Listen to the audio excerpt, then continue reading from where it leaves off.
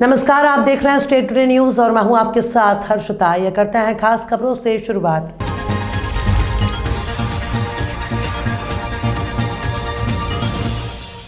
JCI Shivpuri Swarna का 8वां शपथ ग्रहण समारोह होटल पीएस रेसिडेंसी में संपन्न हुआ।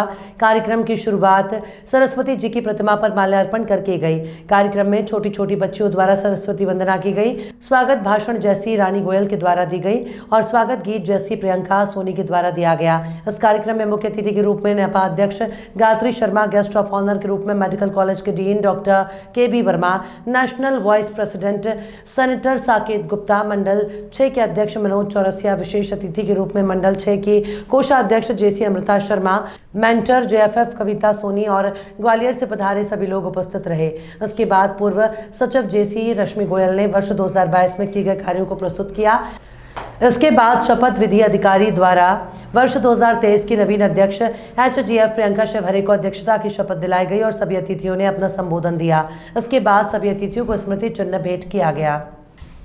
मैं जहां तक समझती हूँ किसी का बंधन नहीं रहता, वो अपने आप में एक बहुत ही गौरवान्वित स्थान बनाती है अपने जिले में।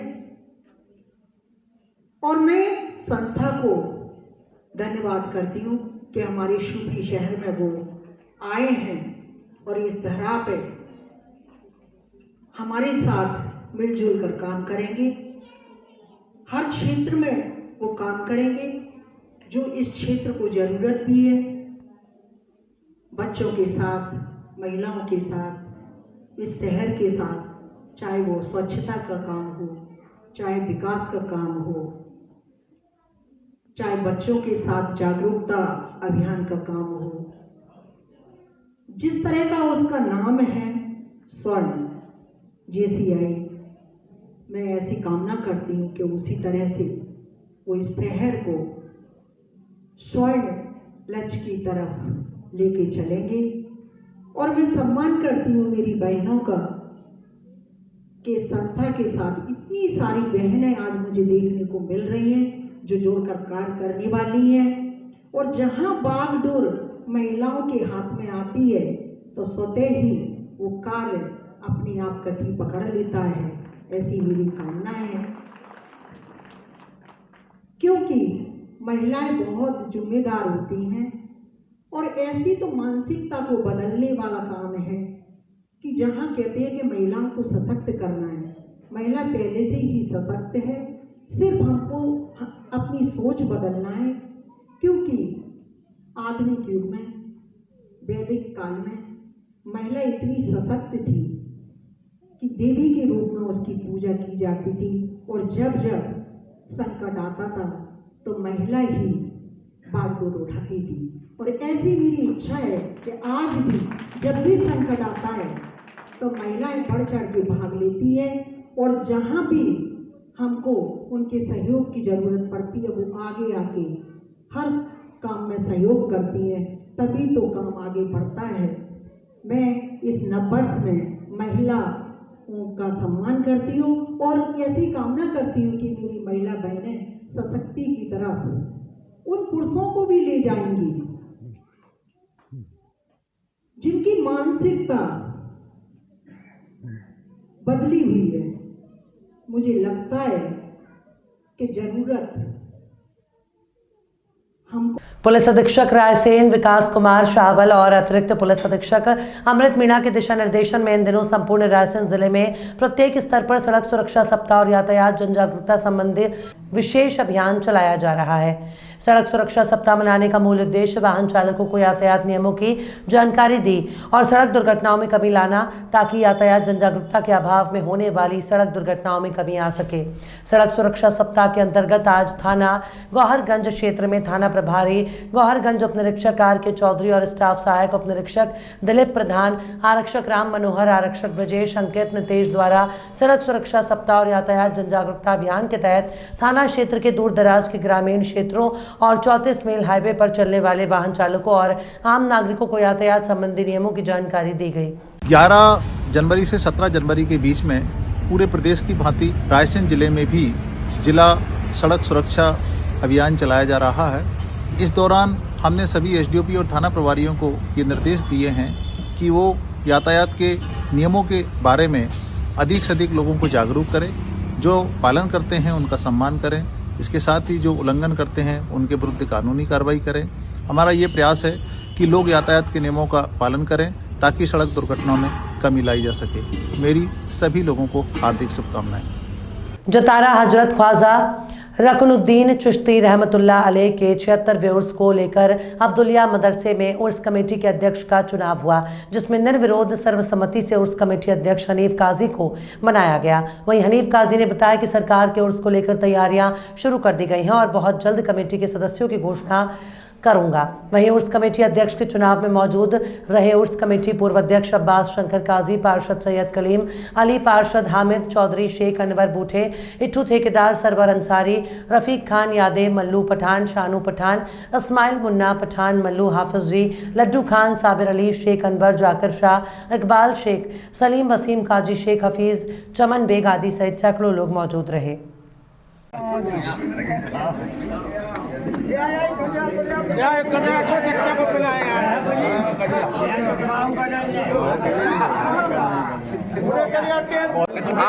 आपका नाम? हनीफ काजी। अच्छा, निवासी कहाँ की हो? जतारा। आज यहाँ पर एक कमेटी नई निमित्त की गई है, जिसमें उस कमेटी को लेकर अध्यक्ष आपको बनाया गया है। अध्यक्ष बनने पर आप क्या राय देना चाहते, क्या आगे कदम उठाएंगे? सब सम्मति से सब लोगों ने, पूरी समाज ने अध्यक्ष बनाया है, हम तैयार हैं। वो अध्यक्ष जो पद आपको दिया, इस पर जिम्मेदारी पर क्या निर्भर करेंगे, क्या बदलाव करेंगे आप? अच्छा काम करेंगे, बढ़िया काम करेंगे।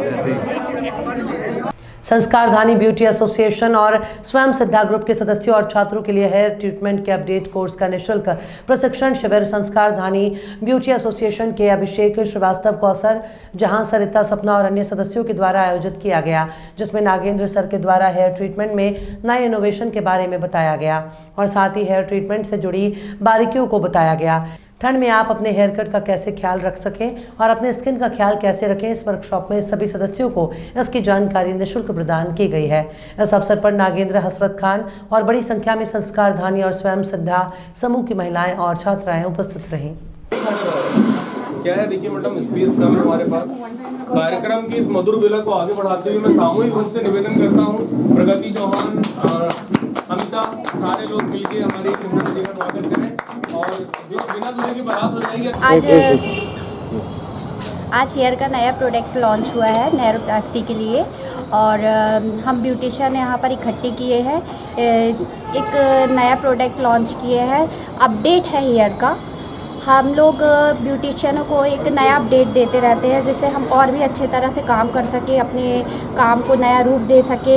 ये हमारा ये जो हमारी वर्कशॉप होती है, ये फ्री ऑफ कॉस्ट है और संस्कार को आगे बढ़ाने के लिए ये सब चीज़ें होती है। संस्कारधानी, स्वयं सिद्धम दोनों मिलके ये वर्कशॉप कराते हैं फ्री ऑफ कॉस्ट।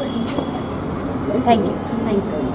जी बताएं आज के वर्कशॉप के बारे में। मैम, जैसा कि आप सभी लोगों को पता है कि महाकौशल और पूरे जबलपुर में हमारा जो ग्रुप है, संस्कारधानी ग्रुप और स्वयं सिद्धम ग्रुप, उसकी कप्तान साहिबा मेरे बाजू में खड़ी हैं, जो कि हमेशा हमें हर समय हमारे लिए मदद के लिए तैयार रहती हैं और ना सिर्फ जबलपुर, पूरे आसपास के डिस्ट्रिक्ट के सारे बच्चों को फ्री एजुकेशन देते हैं। मैडम, मैं चाहता हूँ कि 2 शब्द आप मीडिया के सामने भी बोलें। जी सर, हम हर महीने हम लोग फ्री ऑफ कॉस्ट क्लास देते रहते हैं सारे बच्चों को अपडेट करने के लिए, जो कि संस्कारधानी स्वयं सिद्धम की तरफ से रहता है।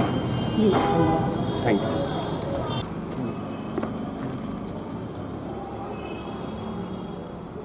जी बताएं आज के वर्कशॉप के बारे में।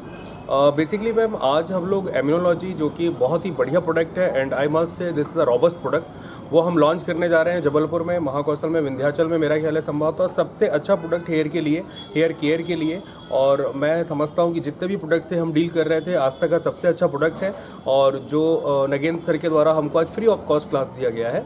और इस पर सारे हमारे संस्कारधानी ग्रुप के सारे बच्चे हैं और स्वयं सिद्धम जो हमारा ग्रुप है उसके सारे बच्चे इस पर ट्रेनिंग का सेशन ले रहे हैं, जो कि फ्री ऑफ कॉस्ट हमने किया हुआ है।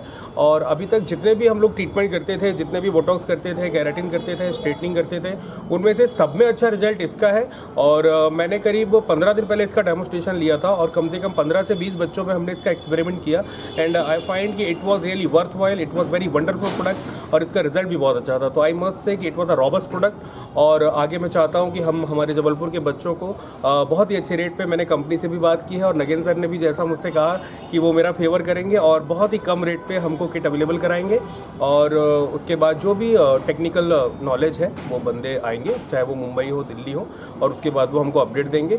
ऐसा हर महीने हम लोग नर्मदा स्नान पैदल यात्रा कर रहे श्रद्धालुओं को जगमीत ग्रुप की ओर से संक्रांति के पावन पर्व पर लंगर भोजन प्रसादी कराकर पुण्य अर्जित कर रहे हैं। देवेंद्र सिंह राजू भैया भोले भैया ने बताया कि हमारे मन में बहुत पहले से था कि मकर संक्रांति पर जो श्रद्धालु पैदल यात्रा करते हैं उनकी सेवा में भंडारा लंगर करवाओ, लेकिन बड़ी प्रयासों के बाद भी लंगर भोजन प्रसादी नहीं करवा पाया। लेकिन आज मकर संक्रांति के पर्व पर हम सब परिवार ने मिलकर निर्णय लिया कि आज लंगर लगाया जाए और ईश्वर की कृपा से 1800 श्रद्धालु को भोजन प्रसादी लंगर कराया गया, जिसमें झंडा लेकर जाने वालों के अलावा ग्रामीण और पत्रकारों को भी आमंत्रित किया।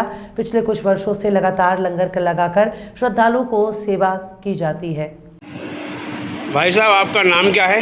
मेरा नाम देवेंद्र सिंह है भाई साहब। अच्छा, ये आप जो लंगर कर रहे हैं, ये प्रेरणा आपको कैसे मिली और कहाँ से मिली? ये प्रेरणा मुझे अपने माता पिता से मिली। मैं देखता था जब छोटा था तो हमारे यहाँ घर पे कोई भी आता था तो माता पिताजी उसको बिना खाना खाए जाने नहीं देते थे, चाहे वो कोई भी हो। तो मुझे भी लगा कि ये नर्मदा जी यात्रा पे जो लोग जाते हैं तो इनके लिए भंडारा करना चाहिए, इनके लिए भोजन की व्यवस्था करना चाहिए। इस बहाने हम भी माँ नर्मदा का आशीर्वाद हमें भी मिल जाए, ये सोचकर मैंने भी लंगर चालू करा। कब से कर रहे हैं सर? ये विचार तो हमारे पास बहुत पहले से आ रहा था, मगर अभी ये विगत 2 वर्षों से हम लोग कर रहे हैं। पूरा परिवार हमारा ये सेवा में लगा रहता है और मुझे बहुत अच्छा लगता है और बड़ा आनंद अनुभव होता है। अच्छा, आगे भी ये करते रहेंगे आप? हाँ, आगे भी हमारा विचार है कि भगवान माँ नर्मदा यही शक्ति दे कि हम आगे भी इसको चालू कर सकें। धन्यवाद सर। रेलवे ने अतिक्रमण हटाओ अभियान के तहत बलिया सदर कोतवाली थाना क्षेत्र के काजीपुरा इलाके में कई सालों से रह रहे लोगों के मकानों पर बुलडोजर चलाकर रेलवे की जमीन को अतिक्रमण मुक्त कराया। हालांकि इस दौरान अतिक्रमण करने वालों में हड़कंप मच गया। अफरा तफरी के बीच घरों को तोड़ते हुए दिखे लोग, वहीं अपने सामान को घरों से बच्चे और बुजुर्ग निकालते रहे और दूसरी तरफ रेलवे का बुलडोजर का एक अतिक्रमण हटाता रहा। रेलवे की जमीन पर कई सालों से रह रहे लोगों का कहना है कि अतिक्रमण हटाने के हमें नोटिस जरूर मिले, लेकिन हमारी कई पुश्तें यहाँ रह चुकी हैं, लिहाजा सरकार को हमारे रहने की व्यवस्था करनी चाहिए।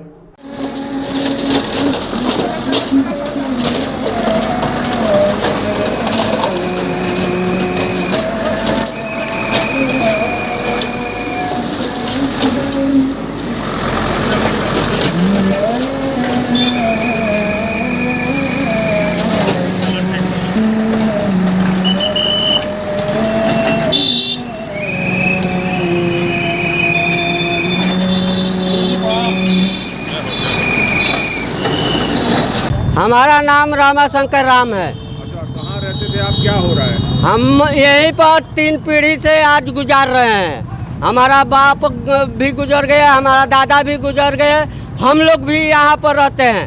रहना हम लोग का खाना पीना मुश्किल कर दिए हैं। रेलवे आज क्या कर रहा है? रेलवे उजाड़ रही है, कह रही है कि तुम लोग जाओ यहाँ से, हटो। हम लोग कहाँ जाएं, किसके पास जाएं? तो हम लोग सरकार से अनुरोध है कि हम लोगों को कहीं जीने खाने का रास्ता दे, और नहीं तो हम लोग का जहर देकर मार दे। सीधी सवाल है, हम लोग नहीं जीना चाहते हैं ऐसे स्थिति में। किसी तरह हम लोग बाल बच्चे लेकर ठंडी में अपना गुजारा कर रहे हैं, बट बाल बच्चे लेकर कहाँ जाएंगे? हम कहाँ जाएंगे? किसके दरवाजे पर जाएंगे? हैं? कोई नहीं हम लोग का सुन रहा है। खबरों में फिलहाल इतना ही, और भी खबरों के अपडेट्स के लिए आप देखते रहिए स्टे टुडे न्यूज़।